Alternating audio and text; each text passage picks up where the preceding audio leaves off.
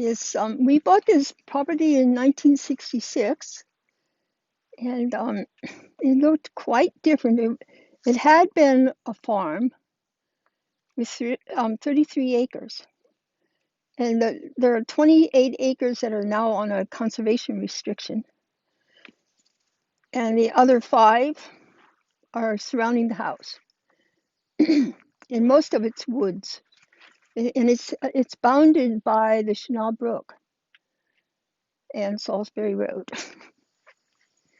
So it has a history. Some the things that I love about my garden is I call it my raggedy garden because it's not, it's not very refined or formal. Definitely not formal.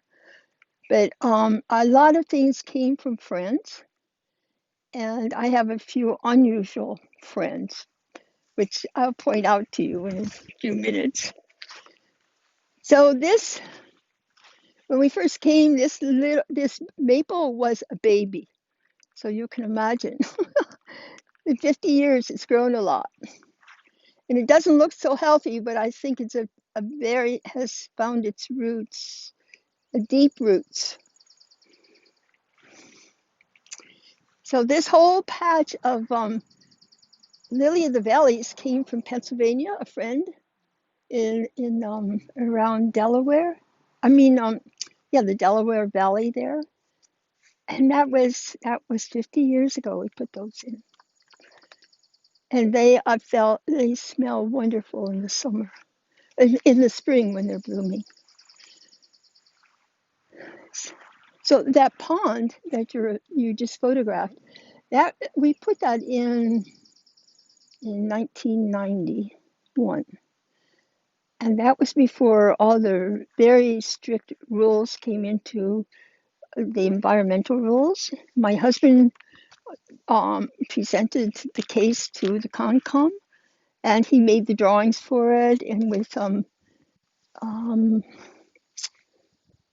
Mike Hewins and my son, who initiated the idea. They drew it up. All those boulders come from the Boardman Fields over on Hewitt Street, and it's about 6 feet deep. And the great blue heron usually eats all the new fish every spring. It's there, and it comes. So I don't think there's many fish in it.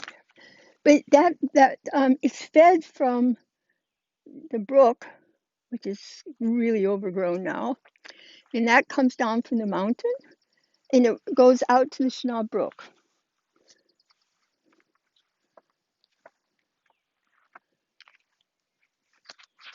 It's spring fed, so it's very cold. But my husband used to swim in there all the time. I did occasionally when I was really hot. So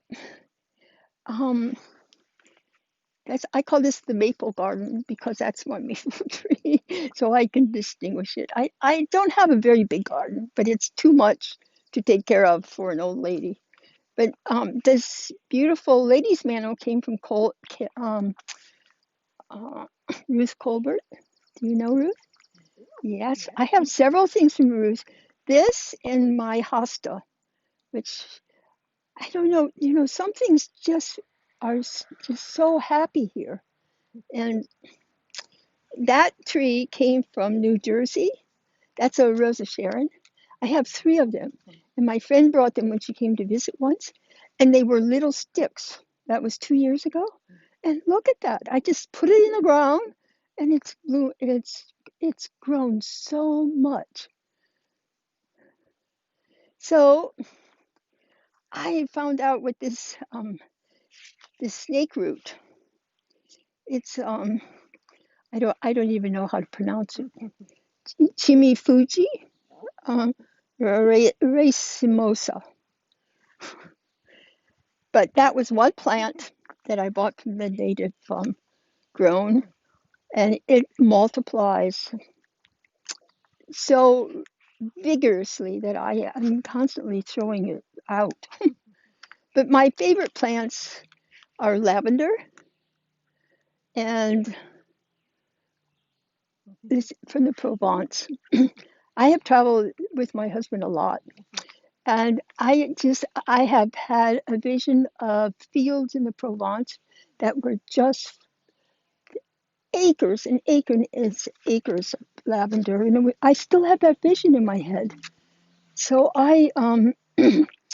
I came home and I started planting lavender, and really it has thrived here. I have a big patch over by the kitchen door, and I love it. It's such a pleasure to look out and brings back such great memories. Yeah, and it smells wonderful. And I've been collecting it every year, and it's a lot of work because to pick all these flowers and then process them, it's a lot of work. So I kind of gave up on it. This is a Japanese tree peony, and it's about 20 years old now. And this year it bloomed better than ever. I had about 20 flowers on it, and they're enormous white flowers and very, very fragrant, and they're just wonderful. I love them. But that's one of my babies. So here's another Rose of Sharon, and there's one down there. And my thoughts are that eventually the garden they'll take over the garden, and I don't have to work so hard on it. So what else is in here that would be of interest? The rue, you know, the meadow rue that came from. I have one from Hester and one from Edith Belmont, and they said, "Oh, it's going to take over your garden." Well, it's struggling in my garden, so it's really fascinating what the different pHs in gardens do to you. But my husband and I were visiting the Monet Gardens in Cervigny in France, and I forgot the time of year. It must have been in spring. It was kind of early. Maybe not. Maybe it was later in the summer. But they had these metal, um, what do you call those things? Frame, arbors in the back, of the house, and they were full of these hollyhocks. It was magnificent. And when nobody was looking, I took a few seeds from there, and they actually took. So these are very old now. But it last 2 years ago they were magnificent. So everything goes in cycles, I think. But I'm sorry they're not. They just last year they didn't do anything, and this year they came back to life, and I'm hoping that I again have these wonderful flowers. That really is an old barn. I don't know the date of it, but it used to be, Jen, it used to sit over here under this tree over here. And that tree was a baby when we came, and as it grew over the barn, and it was bending over it like it was sort of shielding it, but it was pushing the barn aside. So my husband took it apart and we rebuilt it over there. And the tree has straightened itself out a little bit here. I thought that was funny to watch it change. So on the arbor, I have the clematis, the fall clematis, which is very fragrant and white. And then there's a hydrangea on there and some other things, but it's kind of wild too. That beautiful tree, which I don't know if you can see that at the end here, just before the forest, that came out of my son's forest. It's a kind of beach, and I love it. And I'm sorry we put it there. I wish we would have put it in front so we could admire it more because it keeps its leaves in the winter. So here's the other meadow rue that's happier over here than the other one. I don't know which one was Edith and which one was Hester's, but they um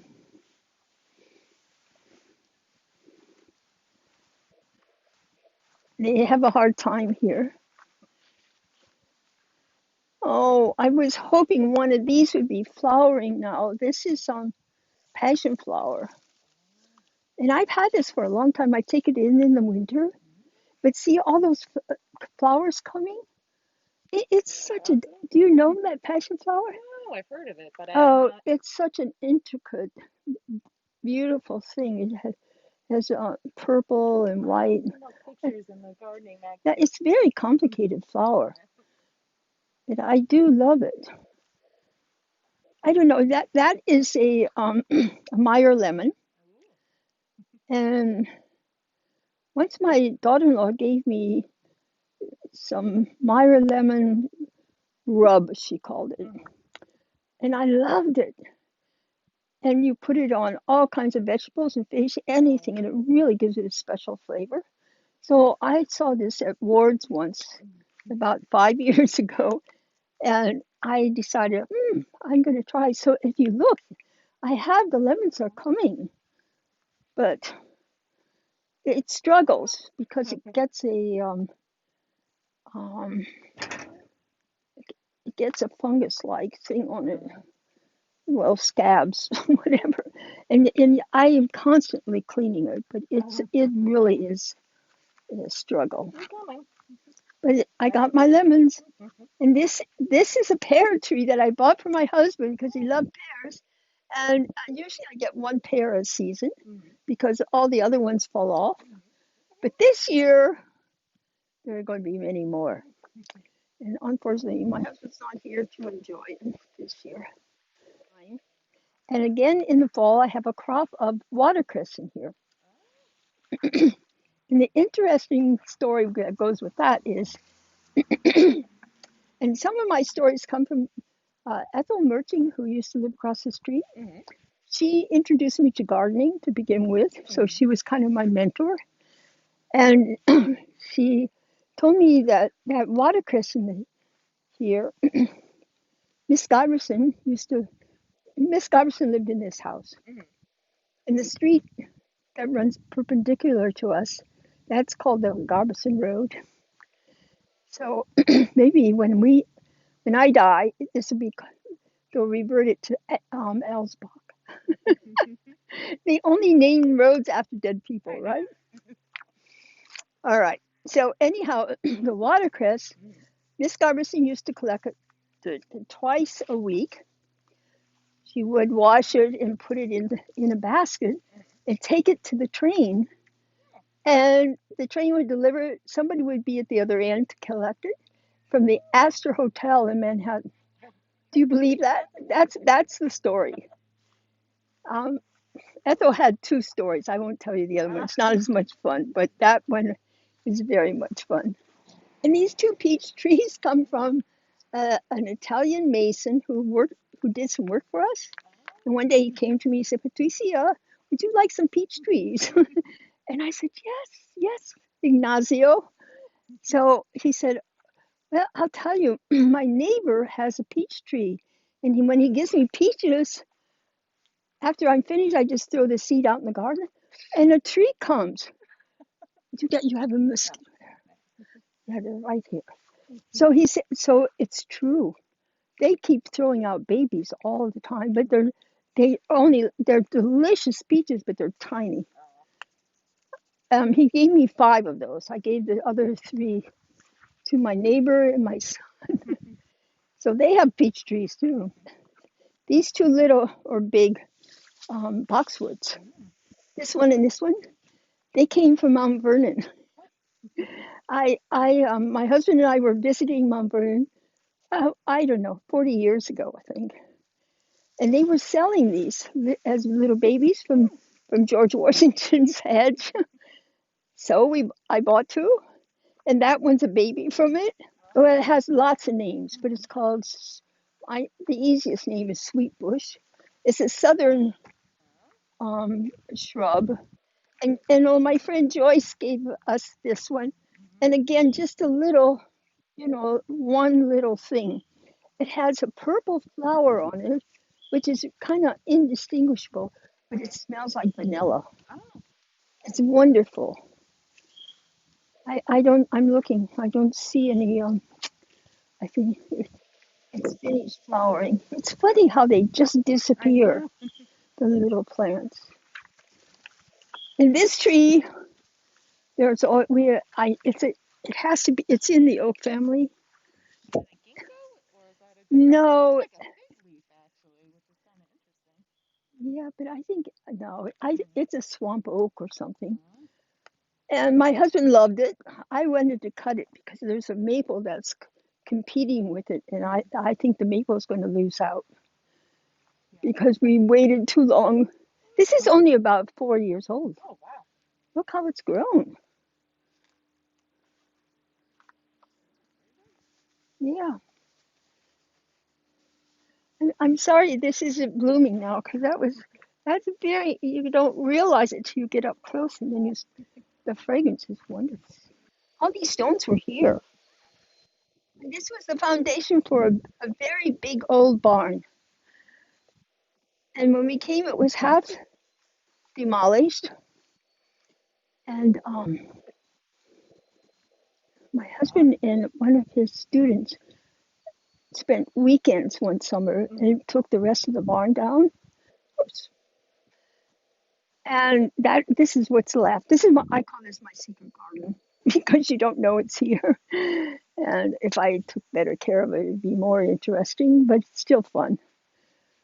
And we took all the wood from that barn, and that section of the house Mm-hmm. that was put on in '83, and the floors and the walls are covered are with that wood. Oh, very nice. So it's very nice. Mm-hmm. And a nice memory of the barn. We didn't waste the wood. I don't know. Did you know Stephen Levin? The name is He familiar. lived in Ashley Falls, Mm-hmm. and he considered himself an artist with rocks. And um, I'm trying to think of the name of a Virginia brewery. Did Yeah, you I've heard of know it. her? Yeah, You know of her. I know of her. So when she and her husband built their new house and left their farmhouse, he placed a big boulder in her garden in exactly the right place, and I admire that so. And so I asked him to come do something with these rocks. Yeah. So this is what he did, and he made this kind of fall waterfall kind of thing. And I said to him, well, Stephen, can you make it a little straighter? And he said, if you want a straight wall, then you should have hire somebody else because I don't do that kind of thing. Because that, he went on and on about it. I got a lecture from him. So I said, okay, okay, I accept your artistic eye. So this is what we ended up with. So a lot of things really just plant themselves here that I just leave them because I like it. If they took up residence. Yeah.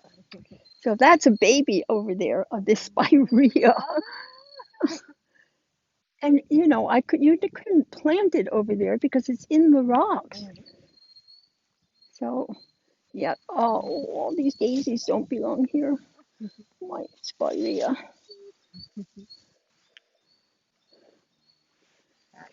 So I know I that brings back a memory also, but I have lots of memories of people from this garden, which is something special. And nobody else, if I ever sell this, it won't have the same meaning for them. But for me, every time I look at something, I think of that person. So Which is that's really fun. nice. Yeah. Well, Pat, thank you so much. Well, Jen, thank you. It was fun. Lovely It was garden. really fun. And I think, you know, I like it like this. I don't like it, as I said, so formal or it needs a lot of work, but I It does seem like a lot. yes, it does.